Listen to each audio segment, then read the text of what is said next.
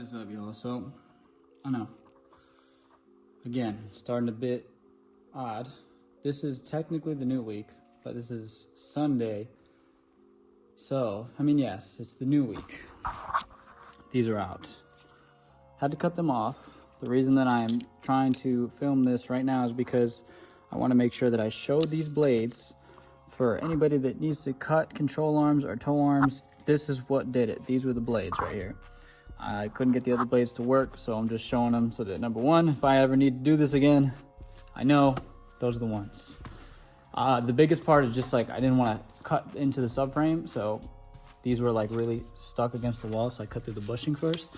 And then the other thing that I was going to show you guys is this is the Milwaukee Sawzall on 2, plugged in, just so you guys, again, if you need to cut toe arms or control arms off, that was the magic touch for me right there. And still, it took, I tried both because I just wanted to see which ones would work better. And technically the amped carbide kind of worked better. It really didn't make that much of a difference. These tend to take heat a little bit better. These blades in general just take heat. The other ones were just getting too hot. So if you're cutting control arms off, or toe bolts or any camber bolts off, use these. These ones came in a pack and are technically more expensive, but these ones did the job as well. So these ones have 100 times life and 50 times life. But anyways, now I'm putting the new control arms in, and I'm gonna set the camber all the way out because, like I told you guys, I want to get as much camber in this as possible so that I can fit those wheels a little bit better and have less grip. The only issue with that is going to be not all the bushings and everything are going to be worn the same on both sides. Oh, hold on. Okay, I just want to make sure that I didn't have tension. So what that means is, even though I'm cambering them out to the same setting, the camber is not going to be the same because this isn't a perfect world. So the bushings are not set in the same spot. I will say, the actual subframe, I'm not going to go under there because I don't feel like filming under there right now because then I need a light. But the subframe itself is super clean. Like where the camber bolts go, the holes are perfect. It looks like they are from factory. With that being said, that is a good indicator that I can adjust from there and not have any issues, or like, you know, the camber falling out or the camber bolt rotting out. Not that that was a worry with these cars, but I'm used to Subarus. The subframes, they get crusty and the holes get really big, like they get bigger than they originally were, and then you can't adjust from the camber bolt anymore. So you pull it in and it just doesn't stay there, and or it just doesn't adjust enough. So then you have to get custom control arms to adjust the camber to get it just to OEM, never mind to a custom camber spec. So I was just noting that these actually survived really well. Anyways, I'm gonna get back into putting these in. Maybe I'll film under the car so I can show you guys what I mean by the adjustment and everything. But I have to clean, not these control arms, but I have to clean the camber bolts for those so that when these go in, they don't seize. And then I have to put them in and set the camber all the way out. And then from there, I can put the toe back or wherever I need to put it, and then I can take it to my alignment guy and get it aligned and everything like that. And he'll decide whether or not I need to pull the toe in, the camber in a little bit and the toe and all that stuff. The reason I say that I may need to adjust the camber is, like I said, it won't be perfect. So this side might have 3 degrees, the other side might have 4 degrees because the bushings might be worse on that side, or vice versa. In that case, being that the camber will be set all the way out already, I'll have to pull camber in on the side that's worse. So let's say this is 3 degrees and that's 4 degrees.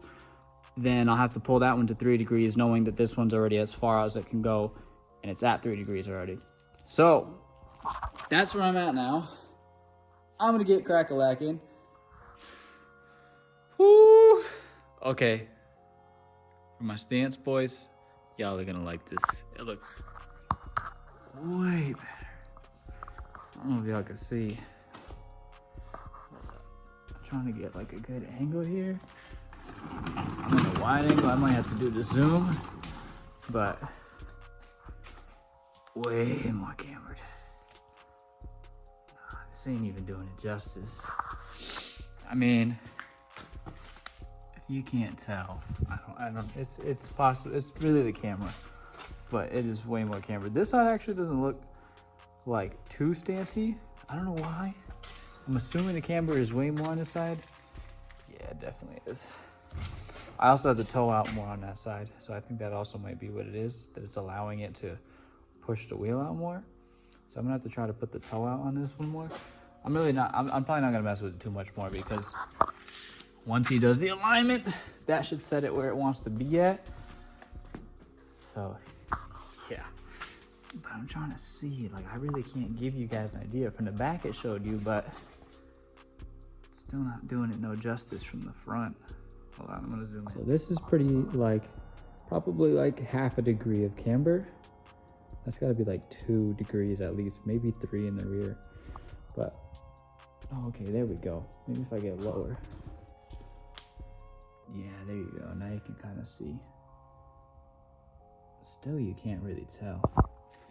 It's because I'm in the garage. I don't really have space to show you. Oh, there you go. Now you can tell. Yeah, look at that. I'm trying to get the full wheel one. I don't have space to back up, guys. Sorry. There you go. Now you can see it. So this first one is straight in the front, and then the rear one is definitely cambered out. Oh, it looks so good in person. I'm telling you, this isn't doing it justice right now, but when I take photos, it'll definitely be able to see it. Last attempt at trying to show you guys. Went to one last zoom. But again, you really can't tell. Oh, there you go. You can tell there too now. There you go.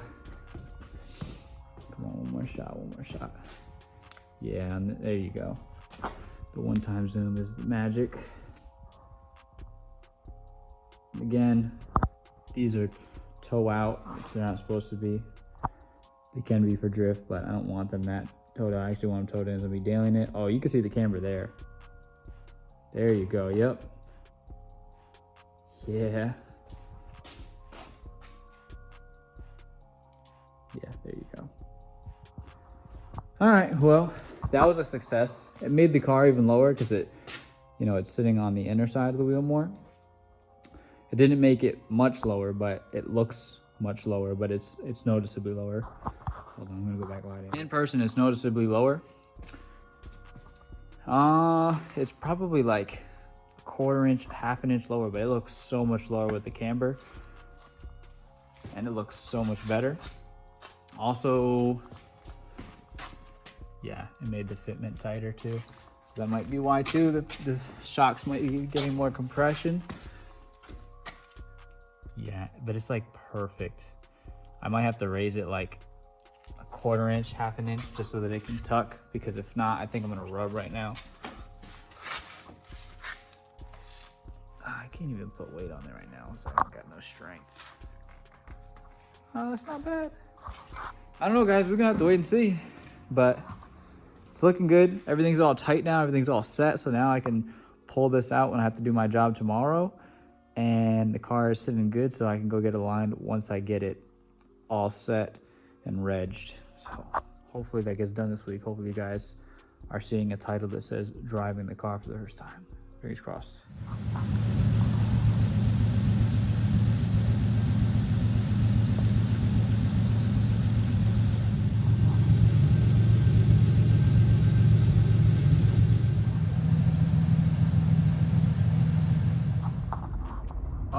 So I apologize for the car lighting, but I am currently driving, and I'm just trying to give you guys this information before I am all done for the week.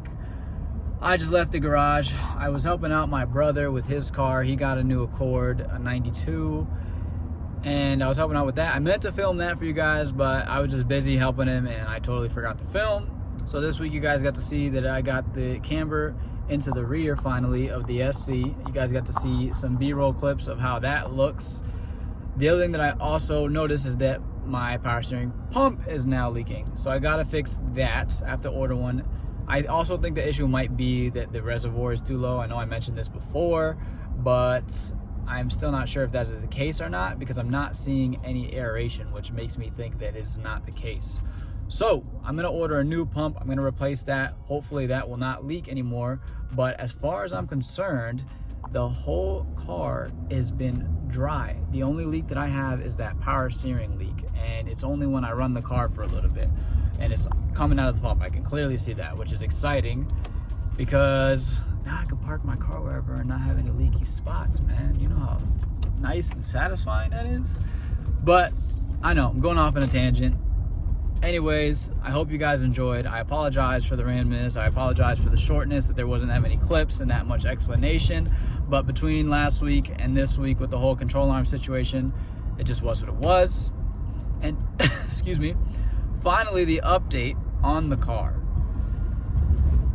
It's bad news, guys. We're getting pushed back to January 5th. And again, this is just for him to come back. So I am still indefinitely unsure when the car will get registered. And again, that's if the paperwork even goes through. I might have to jump through more hoops, but I'm crossing my fingers and hoping that everything works out. So by the time that you're seeing this video, I have hopefully at least gotten in contact with the person that I bought the car from, and I guess we'll go from there. Once again, I hope you guys enjoyed this short little video. I apologize. Hopefully we'll be back to normal next week and my car will be on the road. Maybe we'll be doing a power steering pump next week. I don't know, but we'll get there. Later.